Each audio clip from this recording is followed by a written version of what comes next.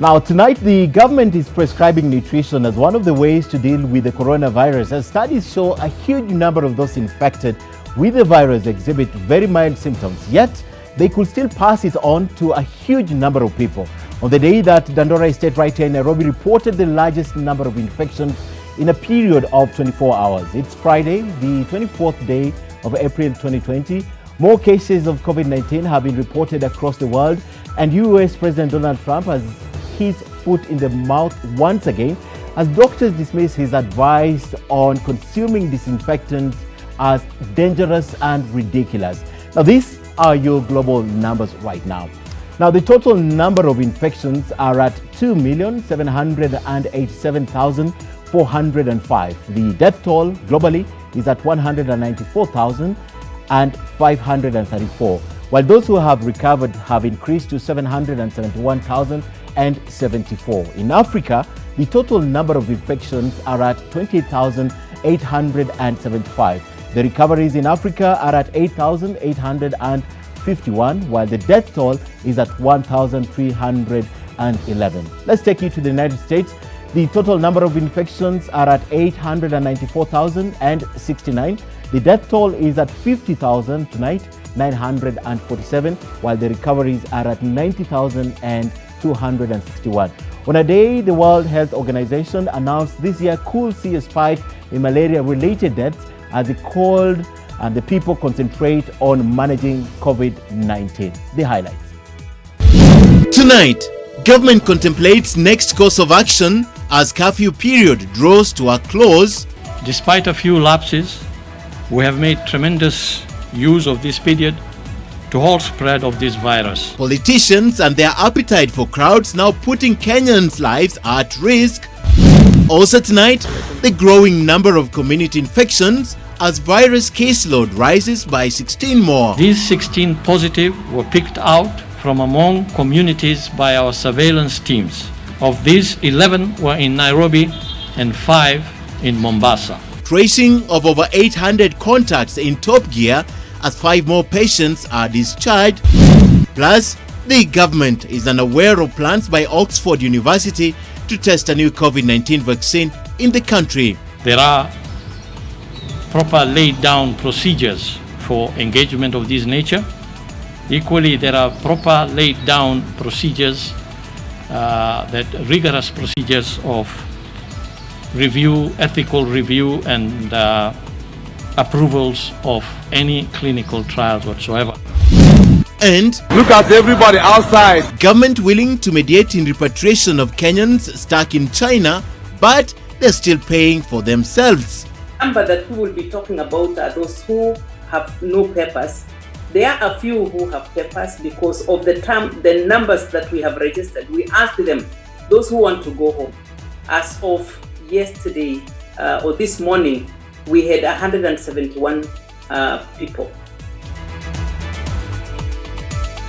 This is NTV Weekend Edition with Ken Mijungu. Good evening. Welcome to our broadcast tonight. David Agondoa is our sign language interpreter. Remember to keep warm as the Med Department says the heavy rains you're currently experiencing, pounding almost all parts of the country, will continue into May.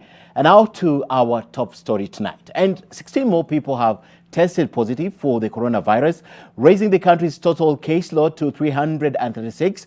Now, the new cases are from 946 samples tested in the last 24 hours. 11 of the new cases are right here in Nairobi, while the remaining 5 are in Mombasa. The tracing of 887 individuals who came into contact with the 16 new cases has also begun. According to the government, on a positive note, 5 more patients have been released after testing negative, bringing the total number of those who have recovered from the disease to 94. Now, the government says that to date, a total of 16,738 tests have been conducted. Now, this comes as a 30-day curfew imposed by the national government draws to a close. While authorities say there have been significant gains, there are warnings against complacency, especially on the part of political leaders. Silas Apollo begins our broadcast tonight. With just 2 days to the end of the 30-day nationwide dusk dawn curfew, the government says it is reviewing its options and is expected to make an announcement on the way forward in the coming days. Alhamdulillah. The government says the curfew, alongside other measures, have significantly reduced the rate of transmissions. And this is a matter, of course, that I'm sure is being discussed at various levels. That period has not come as of today, but I'm sure that by the time it comes, or just before that, there will be some form of communication on the position of government regarding the curfew. The Chief Administrative Secretary, however, says there are serious cases of complacency, with political leaders leading the way. Senate Leader of Majority Kipchumba Murkomen has been accused of holding a public meeting with his constituents in Elgeyo Marakwet County to address the issues around the heavy downpour that wreaked havoc in Chesagon area. Meru Governor Kiraitu Murungi is also accused of flouting guidelines on public gatherings and social distancing by holding a public gathering in Maua town on Thursday to distribute face masks to residents. While the intention of these gatherings could be noble, like what we saw in Meru and Elgeyo Marakwet, the execution violates our social distancing rules that we have been preaching day in, day out. But Governor Murungi has defended his actions, terming the accusations as propaganda by his political opponents. We shall continue with the good work that we are doing. And no amount of noise, no amount of political propaganda, and no social media insults will distract us from our tireless efforts in the fight against coronavirus. We wish to remind all Kenyans, including our political leaders, to desist from undermining the laid down rules and guidelines. This comes as the judiciary denies claims that it had allowed church services to take place with restrictions in place. The statement released by the judiciary's public relations office states the courts had only allowed alternative forms of worship, such as online broadcasting of services, without a breach of the guidelines. The statement was in relation to a petition filed by Pastors Don Mutugi, John Miriti and Alex Gishunge challenging the order on the closure of churches. Silas Apollo, NTV. Away from that story, human rights crusaders are now challenging the government's directive to arrest and take into forced quarantine anyone who flouts public health guidelines aimed at containing the spread of the coronavirus. Now, many have described the move as draconian and amounting to detention on account that some might not have exhibited symptoms or risks of contracting the disease. However, the government insists that it will continue to do so as a measure of caution. Leila Mohammed has the details. But for now, the position is that if you break the curfew, you will be in a 14-day mandatory quarantine. Everything that comes this side, they never go out. So beyond the conversations around alleged inhabitable conditions in quarantine and isolation facilities are concerns about the criteria of identifying who is taken in. The government remains adamant that the price for flouting its directives on COVID-19 is spending time in quarantine. It is a directive that anybody who flouts the curfew will be put in quarantine, mandatory quarantine for 14 days. But human rights actors are now calling into question the legality of this move. Quarantine is a loss of liberty. So people can't waylay you in the streets as the police are doing and send you to quarantine on their own whim. There's got to be some accountability, and the accountabilities are a doctor is involved and a magistrate authorizes it, and the magistrate can vacate the authorization, I imagine, for good cause. Then there is the question of who foots the bills while in quarantine. At the moment, those taken to the facilities are responsible for their own expenses, some no less than 2,000 shillings a day. The cost is borne by the government, so it is unclear how the government comes to the decision as it has done. The people who have gone into quarantine are going to pay for it themselves. The Public Health Act says the government pays for quarantine. Professor Lois Gatheshe, a public health expert, argues that those arrested for flouting the guidelines should never be mixed with traced contacts or those who have travelled into the country. But the state holds a different view. Remember, in quarantine facilities, we put people in there if, one, they have a travel history, or if they have been in contact with any of the confirmed cases. So even those who are in quarantine, quite a number of them may not actually be positive, but they are put there so that we give time to be able to determine and sift out those who are positive from those who are not positive. Professor Gaveshe says that from now on those arrested should be taken to holding centers with different roles. Leila Mohammed, NTV. And this is a story that has elicited a lot of reactions in the country. And the government now says it's unaware of a plan to test a coronavirus vaccine developed by the Oxford University in Kenya. Now, the health ministry says any inquiries will have to be reviewed by the relevant authorities before it can be allowed any such trials and can allow them to be conducted locally. Now, the ministry insists that there are international guidelines to any trials which must be followed in the attempt to find a solution to the current global crisis. Gina Kirori has the details. The search for a COVID-19 vaccine has seen more than 100 research projects initiated around the world. Among the potential doses of life has been developed by Oxford University in the United Kingdom, who are reportedly considering human trials in Kenya, but the government says it is not aware of such. We have a very robust structure here under the Pharmacy and Poisons Board that is responsible for regulating and reviewing clinical trials. So at this point, we do not have any information on this. And if this request does come to us, it will be subjected to the appropriate scrutiny before government responds to it. The government insists on due procedure in conducting trials. There are proper laid down procedures for engagement of this nature. Equally, there are proper laid down procedures, rigorous procedures of review, ethical review, and approvals of any clinical trials whatsoever. The Western world has also come under scrutiny for attempting to hold vaccine trials in Africa. Two French doctors who made a similar proposal earlier this month were told that Africans are not guinea pigs. A section of state and non-state actors has strongly supported Oxford University's research, hailing it a potential solution to the crisis. 1,112 volunteers have already signed up for the trials. Well, I'm a scientist, so of course I want to try and support science, the scientific process, whenever I can. And since I don't study viruses, I felt a bit useless these days, so I felt like this is a very easy way for me to support the cause. Yeah, that's why I'm here, and I'm excited. 10 participants will receive 2 doses of the experimental vaccine 4 weeks apart. The researchers hope for an 80% success rate and plan to produce 1 million doses by September.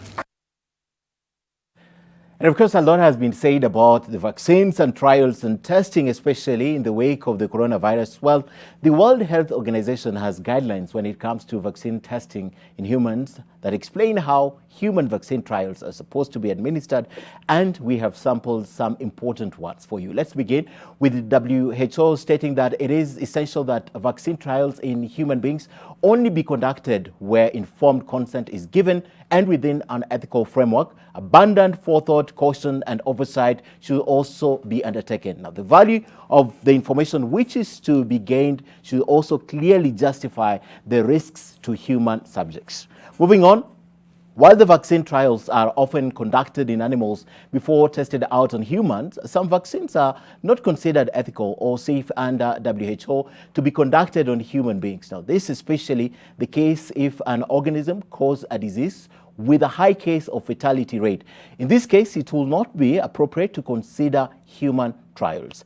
And then it's also not deemed acceptable to consider carrying out human challenge trials in children or in any other vulnerable population with diminished capacity to give informed consent. And finally, an important one, the responsibility of human challenge trials also partially falls on countries, as WHO encourages countries to establish an appropriate regulatory and ethical framework for challenge trials. Now, trials-sponsored vaccine developers, researchers, and other involved parties should determine what regulatory expectations the country's national regulatory authority has when clarity does not exist. least now you know when you're worried about Oxford University trying a vaccine locally. And Muslim faithful right here in the country and across the world have begun marking the beginning of the holy month of Ramadan. As expected, this year's event will be marked differently owing to the biting COVID-19 pandemic that continues to alter world order. Jen Goiri with that report. Day of the holy month of Ramadan. Ordinarily, Jamia Mosque in Nairobi will be filled to capacity and even overflowing on such a Friday. But now it's deserted as places of worship remain closed. The Imam forced to turn to technology to reach his flock. Sheikh Jamaldin Osman says it's the moment for people to soul search and reflect deeply. Whenever you fast, it's the best opportunity for you to be close to Allah subhanahu. In a statement to newsrooms, President Uhuru Kenyatta has wished Muslims a safe and rewarding month. He has, however, cautioned against doing business as usual. The world is undergoing tremendous challenges. Deputy President William Ruto, on his part, is urging the community to follow in the footsteps of Prophet Muhammad, urging them to maintain high levels of hygiene and prayer. Across the world, the script was no different. In the holy land of Mecca, mosques remained empty. In the Bangladesh capital, Dhaka, authorities shut a centuries-old market that sells snacks and traditional delicacies for Ramadan. The restrictions have put a damper on spirits in Indonesia, the world's biggest Muslim majority nation, where national religious organizations have called on the faithfuls to stay home. Despite this, from NTV, we say Ramadan Kareem. Jane Guiri, NTV. Now, elsewhere, the Minister of Agriculture has teamed up with the Minister of Health to roll out national COVID-19 nutrition and health diet guidelines aimed at improving nutrition and lifestyle as a defense mechanism to the coronavirus. Now, this includes recipes for healthy snacks, remedies to help curb food wastage, and ensuring the availability of food throughout the pandemic and even beyond. We must ensure that every household consumes a healthy diet during the COVID-19 pandemic. This will go a long way in ensuring that our citizens, especially our youth, who currently comprise the highest number of infected patients, recover quickly if infected. We have moved from seasonal and locally produced dishes to high-calorie diets, which are high in refined starches, sugars, salts, and processed foods. And away from the COVID-19 pandemic to another disaster of the moment, Uasin Gishu Senator Professor Margaret Kamar has faulted the national government's decision to call off the search of the missing victims of the mudslide that hit Chesugon, that's the region along Elgeyo Marakwet and West Pokot border. 18 bodies had been recovered while 17 others were still missing at the time of calling off that search. I still think I would still recommend that government continues to be vigilant, just in case bodies were taken way downhill, because they would be kilometers and kilometers away from Chesugon as we are talking. So as we are saying, Pole, we are also asking government to continue its presence in that place, because families are not going to leave that river as easily as we think. They will not leave that place. They will still be hoping that they even see the remains of their loved ones. So it would be nice for government to remain present in the area, just in case some of the boulders move and bodies come out, because definitely they are there. There is no other place where they are. Well, that's an issue that obviously is of concern to the leaders from West Pokot and the border with the area where Murkomen comes from. And they've been very vocal about this, and it's even put them in trouble for holding those meetings. Now, staying with the devastating floods, and the weatherman is warning of increased rainfall in the coming days for places like Tana River, where floods have become the norm. With each rainy season, now the leadership and the people are calling on the national government to come up with a long-lasting solution to the perennial challenge. Leila Mohammed reports.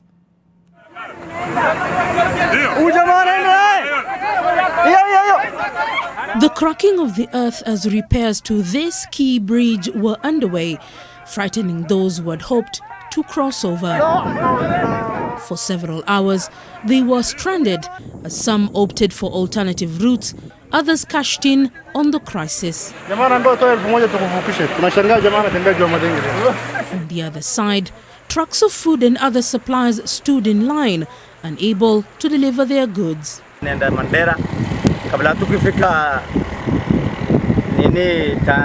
northeastern nyewe Garissa tuna shida na Tana River nyewe. Sasa unaona tumelala hapa siku 5, ajali ya bridge yamekatika. Tuna karibu miaka karibu 7 iko hivyo, mara imekatika, mara imekwama, na hii barabara ni ya serikali kuu, si ya county.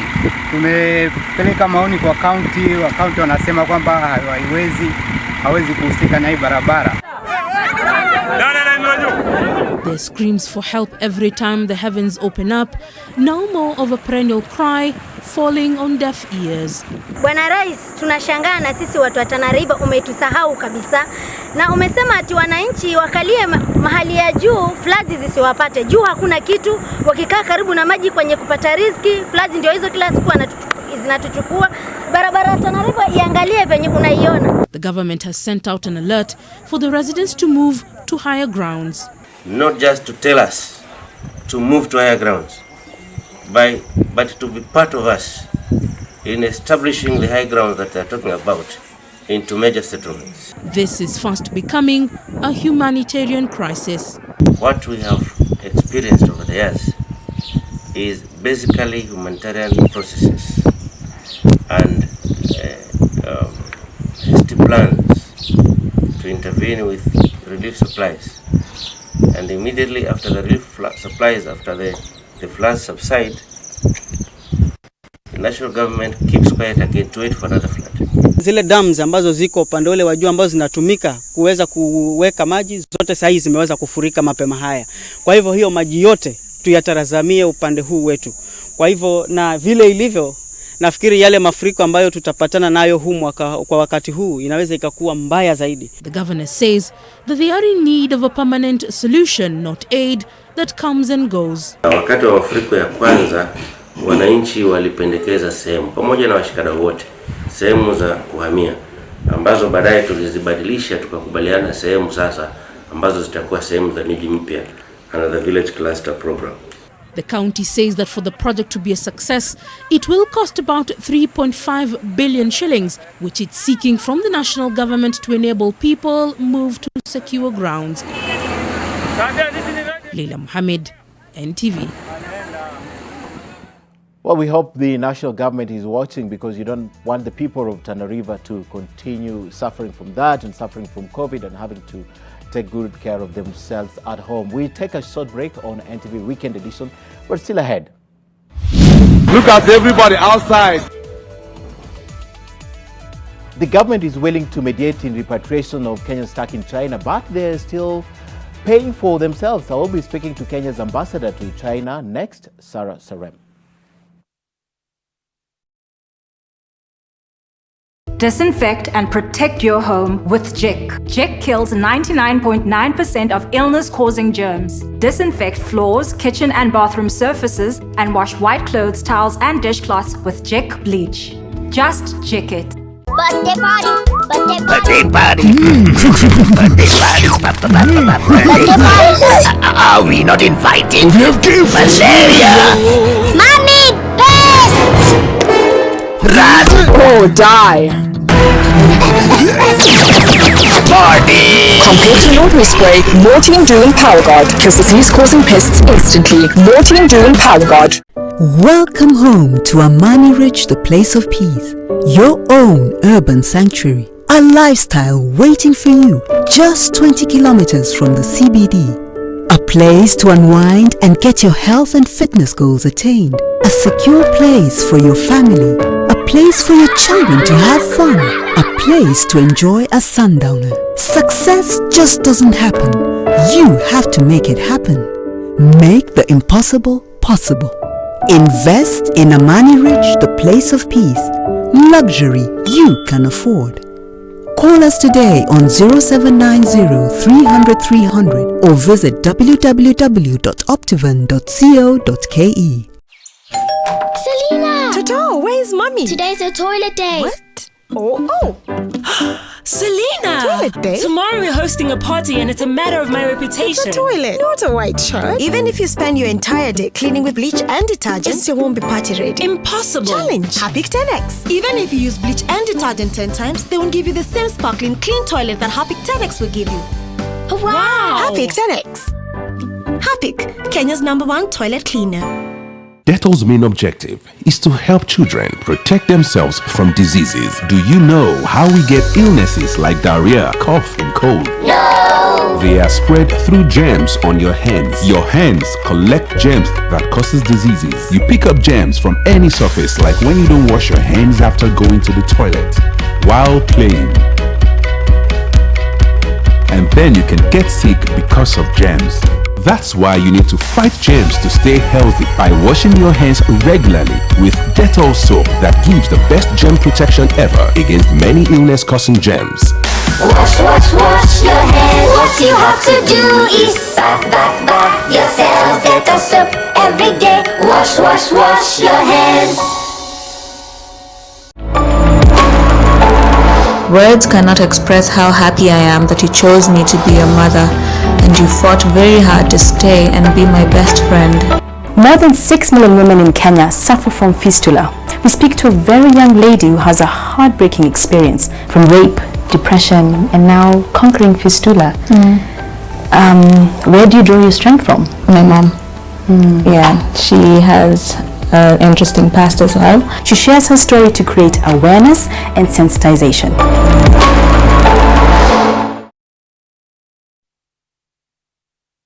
This is NTV Weekend Edition with Ken Mijungu. Right, there's a lot of questions and concerns coming out of China, and who better to give the answers to this than the Kenyan ambassador to China, that's Sarah Serem. I spoke to her earlier and began by asking her, the pictures and videos we see on social media circulating about Africans on the streets, are they really true? And if they're true, are there Kenyans involved? Habari Kenya. I want to tell you, I have also been seeing the same on social media, and I am more concerned with my Kenyans. So I reached out to check whether any of my Kenyans are the ones appearing on social media and on the scripts that we've seen going around. But we haven't received not one single case of Kenyan that has been in the streets. Apparently, some of those doing the rounds, some are old cases, others may be fresh cases, yes, but absolutely not the Kenyans. Okay, that's good news that they are not Kenyans. Let's go cut to the chase, Ambassador. And we have been given the date of May 1st as the day that Kenyans will be coming back to Kenya, especially those Kenyans who are interested in coming back to the country. Is this confirmed information that indeed there will be a flight from China to Nairobi on that day? There is a suggested date, but the fact of the matter is these are people that require a lot of preparation before they depart. We have communicated that information to the Kenyans that are interested in going. And indeed, we've been in touch with them since the issue of the virus came in. But they are too saying, first is too soon. We cannot be able to get all the necessary documentations for us to be ready to leave on first. And we are in consultation, of course, with the headquarters. And this was simply but a suggested date. Okay. I am sure once because that will be dependent on when everybody else that has registered to leave will have all his papers or her papers ready. All right. So far, how many Kenyans do you have within the Republic of China that you're taking care of? And if at all they would all want to come back home, what is your estimation of the amount of resources that might be needed in terms of even how many flights out of China that might be needed to come back home, if at all you look at the general numbers of the Kenyans you have in China? Yeah, by the way, Ken, majority of our diasporans are students. And these are students who are ongoing with classes. If you remember, we had a team in Wuhan who are on lockdown during the crisis of the COVID-19 when it started off. And the students are ongoing. Some of them had already gone home. So majority of those who are legally here have absolutely no reason to go back home, and they are ongoing with their own activities. Okay. So the number that we will be talking about are those who have no papers. There are a few who have papers because of the numbers that we have registered. We asked them, those who want to go home. As of yesterday or this morning, we had 171 people. Okay. Out of that 71, 112 have invalid papers.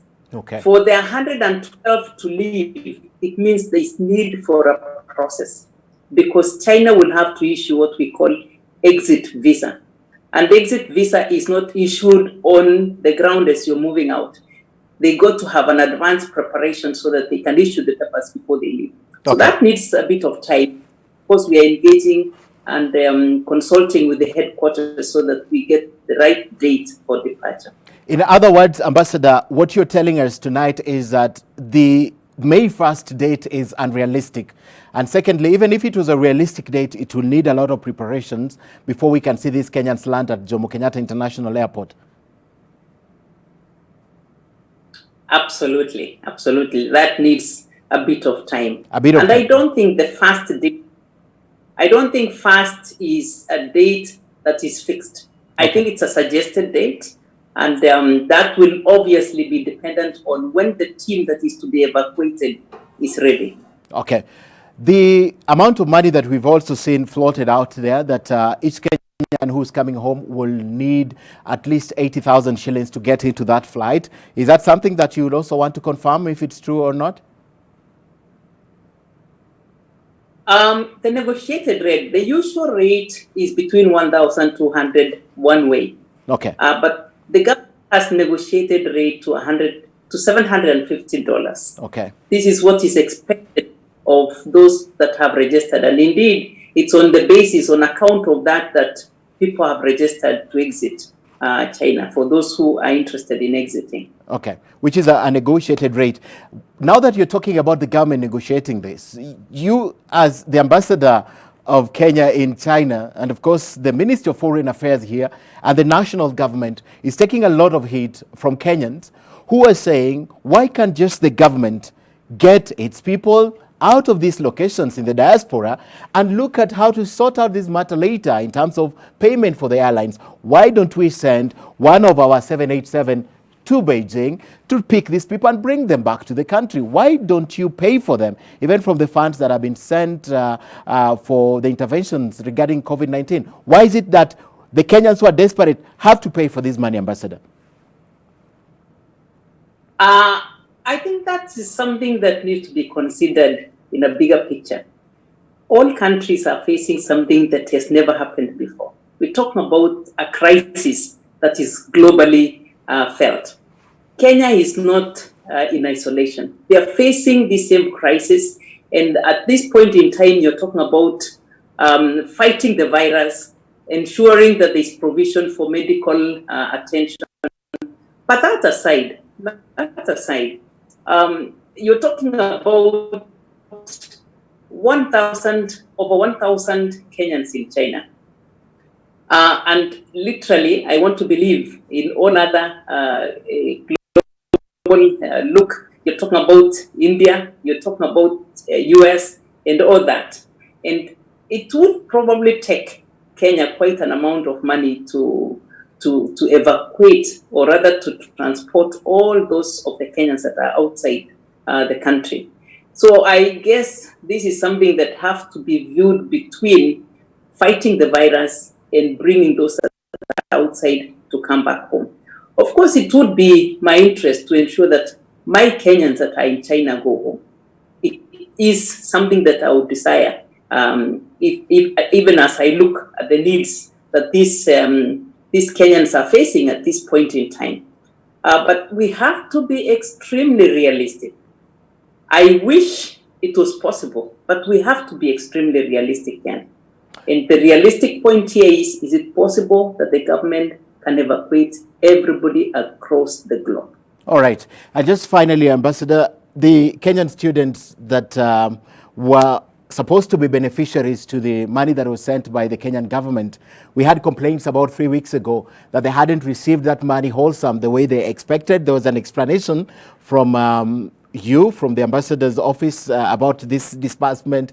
What is the status of these students now with that money that was sent to them? Have they received it, and these complaints, have they ceased? Ken, we are the ones who established the need for a fund. And we established the need based on what we observed as the undertakings within Wuhan. And we said it is necessary to supplement some of the costs that have escalated because of the virus. The situation is anticipated that it will take about 6 months. And it was not possible for us to receive a fund and pay it wholesome. So all that we have been doing is sending the students on a monthly basis a stipend of about 15,000 each for those who are living in the university hostels, and 2,000 RMBs, which is equal to about 30,000 for those living outside. Ambassador Sarah Serem speaking to us live from the Republic of China on what's happening to our students, and of course Kenyans were supposed to be brought back home, and of course saying that the date proposed as fast is not cast in stone, is still under discussion. We'll be right back.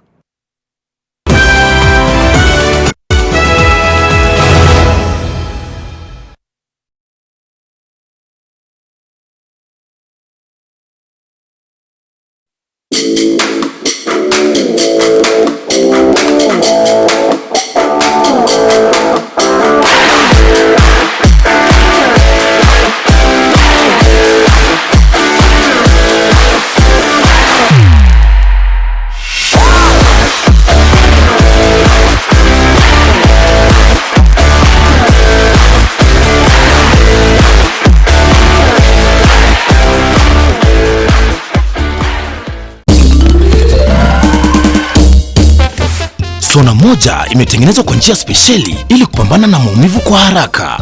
Sona moja ina aspirin kama kiungo. Sona moja, kitulizo kamili. Maumivu yakizidi, pata ushauri wa daktari.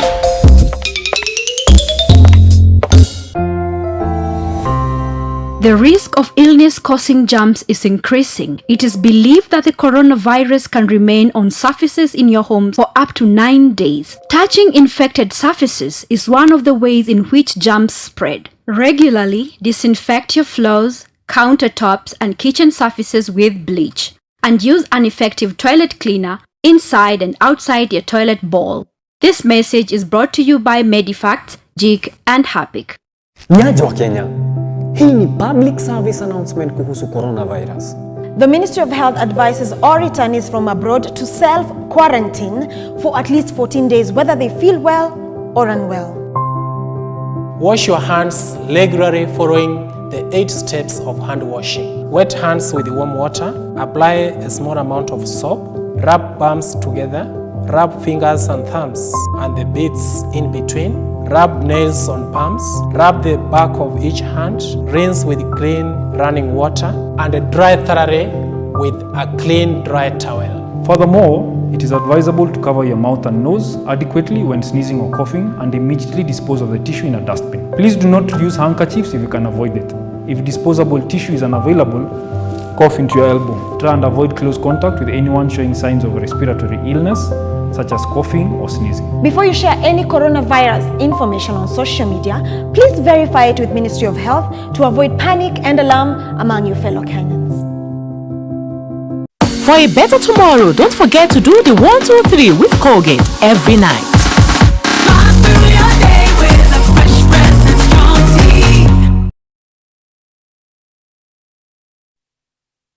NTV Business News in association with KCB Internet Banking. Right, time now to make sense of the sense. The Ministry of Agriculture has called upon law enforcers and agencies to exercise caution and due regard for law when enforcing the directive on restricted movement. According to the Chief Administrative Secretary for Agriculture, Ann Nyaga, this enforcement has caused disruption of value chains and threatens to undermine the country's food security as it grapples with the effects of COVID-19.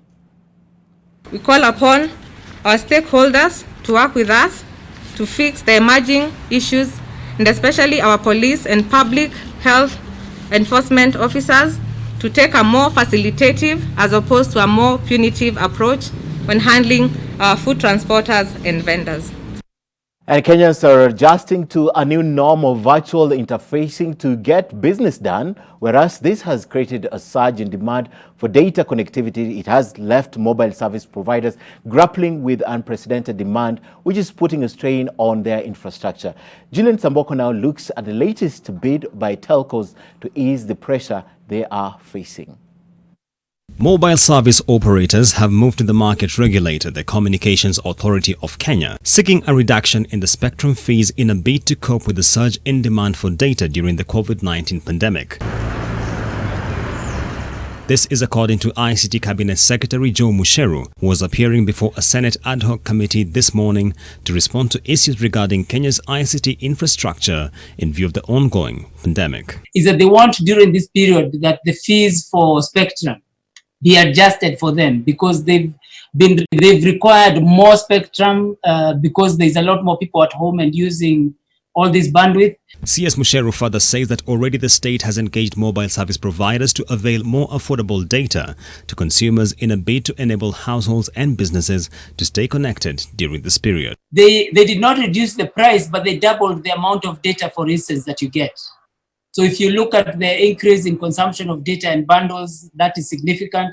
The fact that the bundles don't expire, that also has been significant. Data has become a significant revenue driver for telecommunication companies operating in Kenya, accounting for 19.5% of Safaricom's service revenue in the financial year 2019. Julian Amboko, NTV. Let's take you now to the financial sector. The Commercial International Bank of Egypt have received the green light from the Central Bank of Kenya to acquire a majority stake in Mayfair Bank Limited. The Egyptian lender will now hold a 51% stake in the Tier 3 bank, which held 5.5 billion shillings in customer deposits as at the end of 2018, accounting for a paltry 0.2% of all deposits in the banking sector.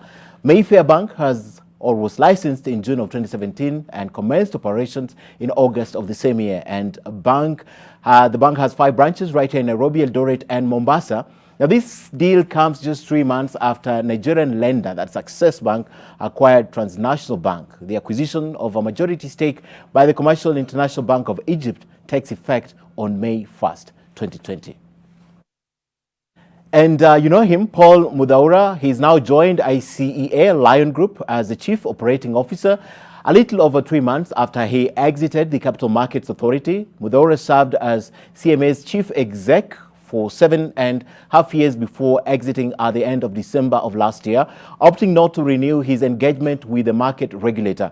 According to a statement from ICEA Lion Group Chief Executive Officer, the Insurance Regulatory Authority has already given Mudhaura's appointment a green light. In November of 2019, NTV's Julian Amboko asked Paul Mudhaura about his next step after CMA. Take a listen. Paul, I have to ask you this question. Where are you going from after CMA? Well, I'm not putting that out right now, but I think as I move on, I move on with so much just positivity of the kind of institution that we've been able to build. Well, that was an open secret. He just failed of mentioning it's just been 3 months. Now, the Kenya Revenue Authority will undertake mandatory screening of all cargo trucks entering the country as a measure to curb the spread of COVID-19. In a statement dated today and signed by the Commissioner of Customs and Border Patrol or Border Control, the authority further says that all goods declared under the Single Customs Territory Framework will now be monitored through the Regional Electronic Cargo Tracking System. The authority is advising persons dealing in imports to secure pre-arrival clearance of cargo as a measure aimed at averting delay in clearance due to enhanced surveillance in light of COVID-19. Additionally, KRA prescribed that all cargo trucks crossing the international and land border points shall have a maximum of 3 crew members.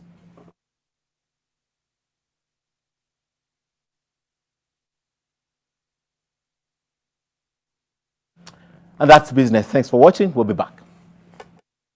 NTV Business News in association with KCB Internet Banking.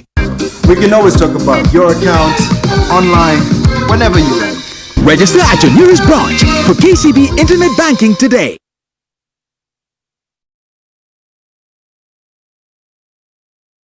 Have you shared your bongo points with someone who needs them? Remember to help a friend or anyone in need to buy food using your bongo points. Stay at home, but still stay together with your loved ones and friends using bongo points.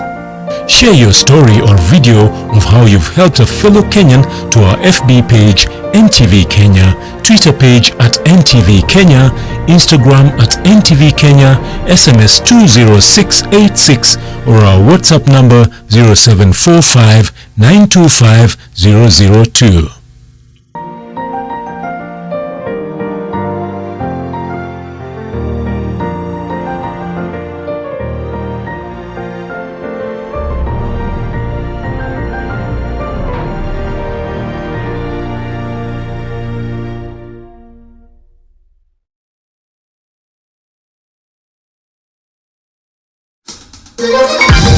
Good morning, Janet. Wow! And you are? I'm Casey. Now help you with anything to do with your KCB bank account. Pay bills, transfers, statements. You're hired! I'm the Internet Banking Security Ninja. I'm your 24/7 personal assistant. Super! So, we can always talk about your account online whenever you like. Need a ride? Let's go! Alrighty! With you anywhere, anytime! Register at your nearest branch for KCB Internet Banking today. Maritime Tips brought to you by Kenya Maritime Authority. Precautions for vessel and boat owners, operators, coxswains and passengers. Personal hygiene. Practice frequent hand hygiene, coughing and sneezing etiquette. Clean and disinfect frequently touched objects and surfaces on board the boats and vessels such as steering wheel, safety or guardrails and seats. Crew members, coxswains and passengers to regularly disinfect life jackets, practice frequent hand washing with soap, wear a mask on board a boat or vessel. Boat owners and operators to comply with government directives on movement restrictions within counties. Kenya Maritime Authority for safe and efficient water transport. What do you see on the horizon? They say how you start your decade will determine how the rest of it will be. Imagine a decade full of opportunities, investment being one of them. Do you want a place to feed your mind, body and soul? A place to unwind every day, where you can get your health and fitness goals attained? A secure place for your family? A center for quality academic goals for your kids? Or perhaps a place to connect with your friends? Well, you can get all this and more at Amani Ridge, the place of peace, just 20 kilometers from the CBD. Call us today on 0790 300 300 or visit www.optivan.co.ke.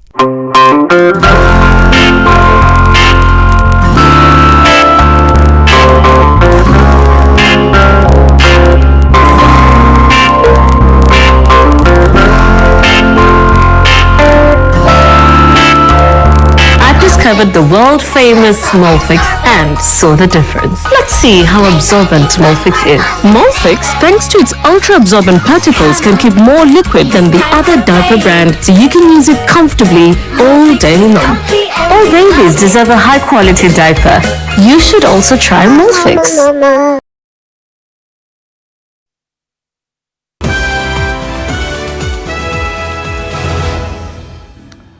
Well, the news continues on Weekend Edition. We still have sports with Brian Otwal. But first, the Council of Governors is protesting a proposal by the national government to reduce the budget allocation to the counties, despite what it terms as positive efforts in the fight against the virus. And elsewhere, Tharaka Nithi and Kilifi County governments are cautioning their residents against flouting government directives aimed at combating the spread of the virus. Ruth Samwe has the county roundup. COG boss Wycliffe Oparanya is planning to shoot down a proposed reduction of allocation by the Treasury in the county government by approximately 46 billion. Oparanya describes the move as lack of appreciation by the national government, despite the efforts the counties are making in trying to keep the virus at bay. We feel that the national government does not appreciate what the county government are doing. Already as county government, we are suffering reduced revenue.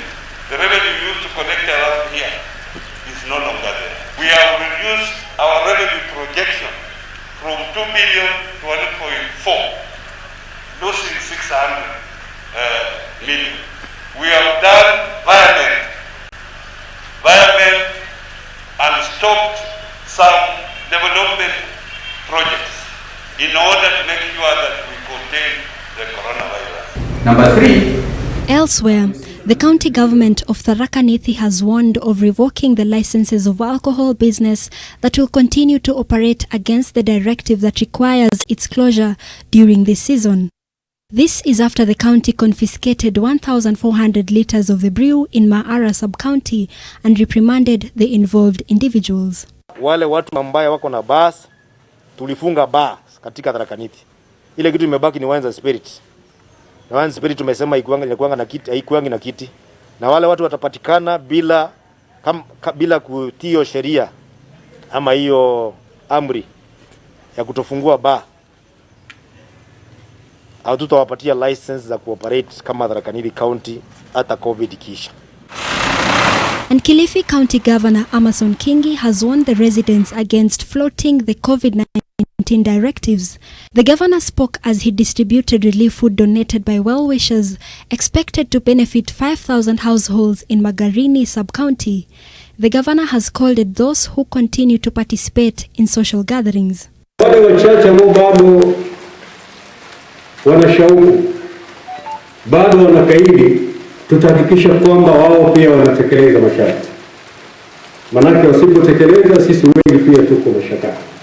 Endelea kupigana na masharti haya, lakini uliwazi ventilator kungoja. Manake utapata corona, utashindwa kupumua na tutaweka katika ile mashine. Na takrimu za tuonyesha wazi kwamba si wote wanaenda kwa ventilator wanarudi wakiwa hai. Manake ikifika kiwango cha kwamba mashine inapumua, wewe mwenyewe hupumui, ndugu yangu, kurudi hai si rahisi. Ruth Sarmoi, NTV. And of course, every day we strive to bring you something from the Goodwill ambassadors, and Kenyans of Goodwill across the country continue to offer the much needed aid to the vulnerable members of our society as the coronavirus pandemic continues to take an economic toll on the society. And Judith Cherono has today's good deeds. Wiper leader Kalonzo Musyoka unveiled KMF food basket that is meant to be distributed to the vulnerable during these tough times of COVID-19.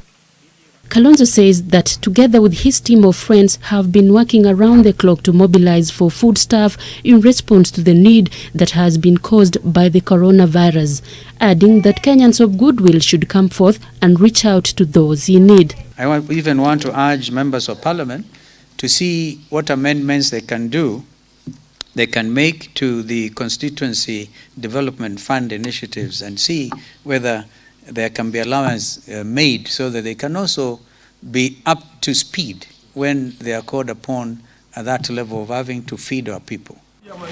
In Turkana, 10 groups of the elderly, people living with disability, the sick, and those living with HIV and AIDS have received relief food, amounting to 100 bags of rice from the national government across the regions identified.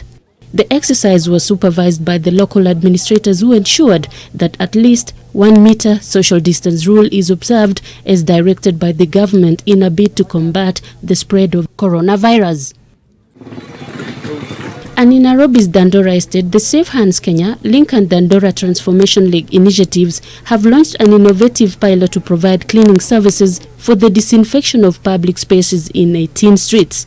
A third member of SHK, Orbit Chemicals, is providing the service disinfectants for this pilot, which will start in Dandora Phase 2. So Link has worked across Nairobi in various sectors, so we feel we are best positioned to be able to provide the service to the community.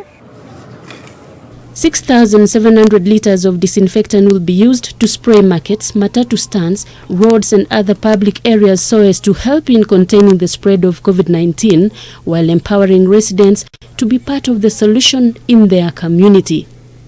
Judith Cherono, NTV. All right, let's take a look at what's happening elsewhere in the world. At least 194,000 people have died worldwide since the epidemic surfaced in China in December or November thereabout. Nearly 2/3 of who are in Europe. In Africa, the numbers have been relatively low, and that's good for us with concerns over the continent's testing capacity. Here's a look at the global picture.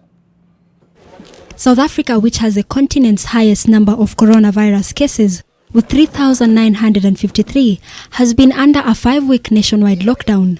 President Cyril Ramaphosa has announced that the nationwide coronavirus lockdown would slowly start easing next month. While a nationwide lockdown is probably the most effective means to contain the spread of the virus, it cannot be sustained indefinitely. We must avoid a rushed reopening that could risk a spread which would need to be followed by another hard lockdown. In the United States, now the worst hit country, the death toll stands at 49,963, with slightly under 900,000 infections. A new research announced by a senior US official on Thursday, but yet to be made public and awaits external evaluation, claims that the new coronavirus is quickly destroyed by sunlight. The Department of Homeland Security Secretary says the government scientist had found ultraviolet rays had a potent impact on the pathogen, offering hope that its spread may ease over the summer season. And Spain has recorded 367 deaths over the past 24 hours, marking the lowest daily numbers of fatalities in 4 weeks. The European nation has a total of 22,524 fatalities and 219,764 confirmed infections. Italy is the second most affected country with 25,549 deaths and 189,973 confirmed infections. France has recorded more than 21,000 deaths and Britain with 18,738 deaths.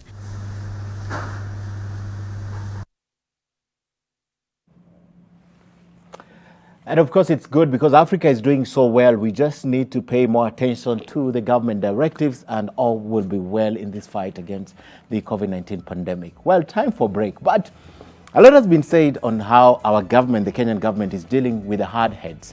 Those who increasingly show defiance to the laid down procedures and rules to help curb the spread of the coronavirus. Now, let's take you to India, which has been accused of not doing enough to help the poor during this lockdown and also being too punitive. Well, this video, which has been circulating online, it shows people believed to be Indian policemen and women flagging down defiant riders and motorists who are served a taste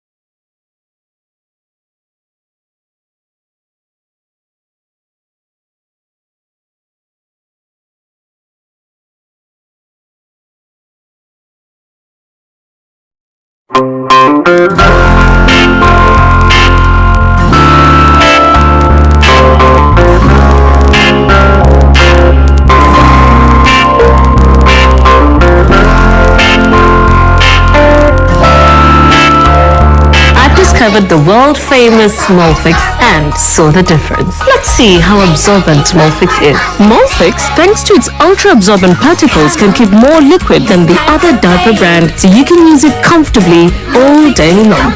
All babies deserve a high-quality diaper. You should also try Smallfix.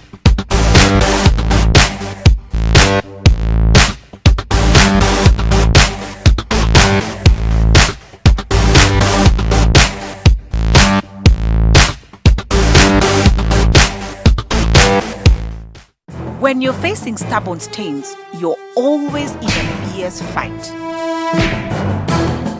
Clean Soft kicks out stains kimateki. World Veterinary Day is a day that we use to highlight the important role being played by the veterinarians in this country and across the globe. Our ministry has already seconded specialist staff, veterinary epidemiologists, to work with them closely in containing the COVID-19. Veterinary professions have always been in the forefront of ensuring that there is animal health. Veterinary services are very key for wildlife health, and veterinary services are very key for the companion animals we keep in our home. And livestock contributes now, therefore, majorly to food security.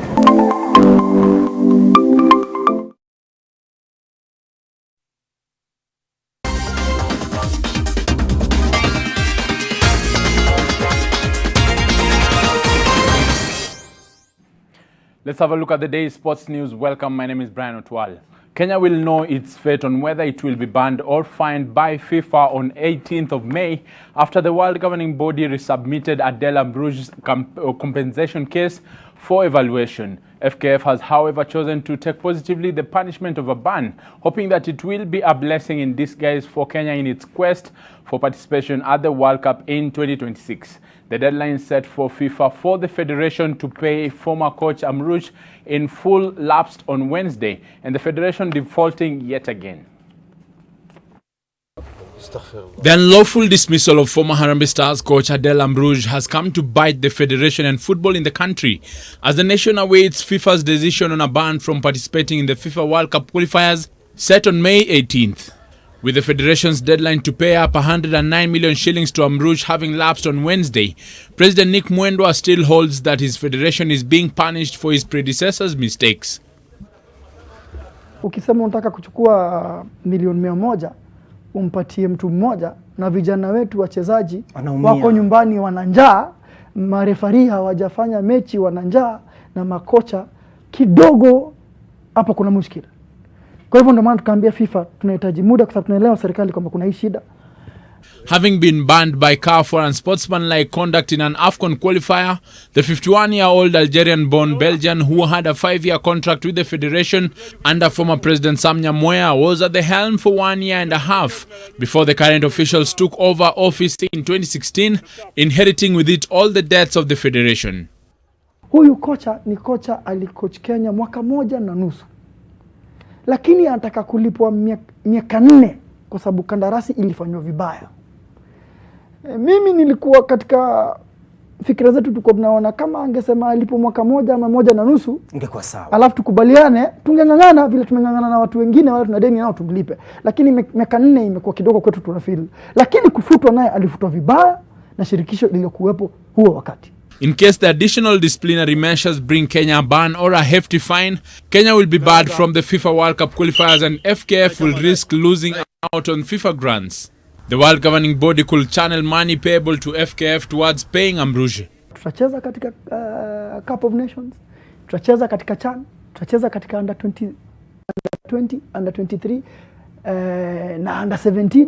Kwa hivyo kuna bado mechi nyingi za kucheza, competition nyingi za kucheza. Kwa vijana wasikate tamaa. Vijana wasifikirie kwamba hiyo ni football inasimamishwa. Football haijasimamishwa. At the 2022 World Cup qualifiers, Harambee Stars are pulled alongside Uganda, Mali and Rwanda. However, FKF, who had targeted a 2022 World Cup participation, have instead downplayed the ban and are optimistic of a 2026 qualification. Kwa hivyo ni kumaanisha tujitahidi sana sasa, hizi competitions zimebaki tupate, 2022 ipite, tujitayarishe sasa na mambo yetu ya youth, mambo yetu ya youth tujaribu 2026, ambapo 2026 tukumbuke kwamba unajua sasa nchi ni 5 kutoka Afrika. 2026 nchi zitakuwa 9. Na labda ndio nafasi yetu. Na labda ndio nafasi yetu. Saa zingine kitu inafanyika unafikiria ni mbaya, lakini sisi tutakatugeuza ili liwe jambo nzuri. Turudi mashinani, wale vijana 22,000 tuko tumeregister, tuendelee kuwakuza. Hawa vijana tukua nao hapa katika CEO hii, tuendelee kuwatengeza na tuendelee kufanya kazi ya under 20, tuendelee kufanya kazi, tujaribu kuqualify tena CHAN kwa mara ya kwanza. Ikishachezwa ishe, ndio tuone kwamba tumeunda huu msingi wa kuenda katika 2026.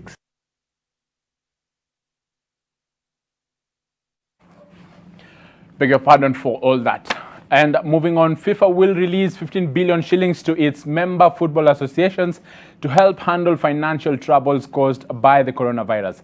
All operational funding for 2019 and 2020 will be distributed amongst the 211 member associations in the next few days as the first step of a relief plan to assist the football community impacted by the COVID-19 pandemic.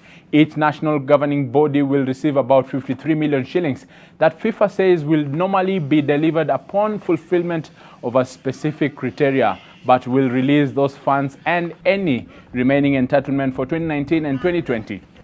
The funds come from the Forward program, which was launched in 2016. Meanwhile, Sports Dispute Tribunal, that is SDT Chairman John Ohaga, today stuck to his ruling in which he nullified the FKF elections and ended the term of the body's National Executive Committee.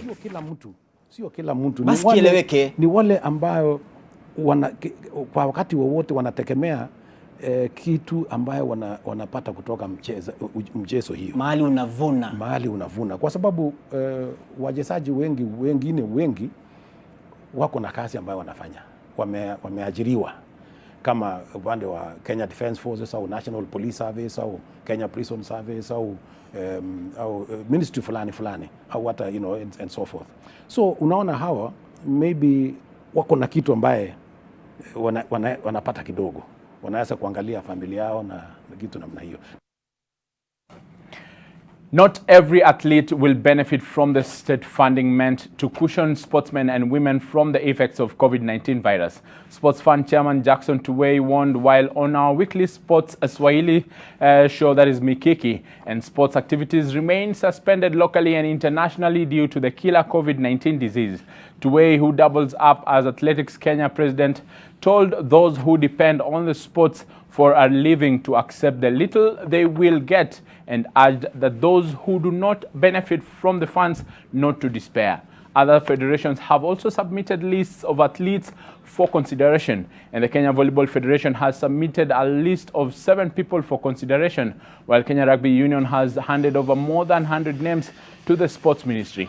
Tennis Kenya has submitted a list of more than 50 people.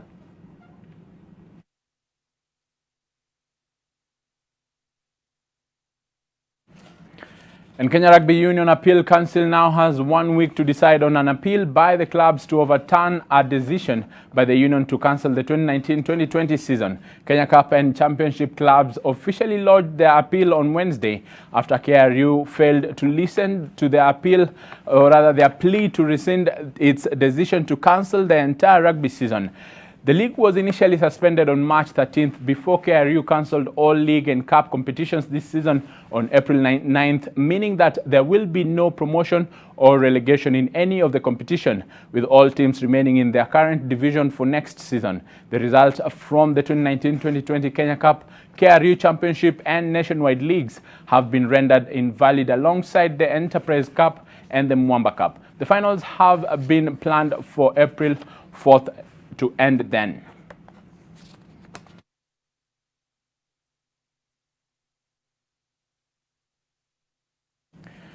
And UEFA has urged clubs to explore all possible options to finish domestic seasons and use a different format if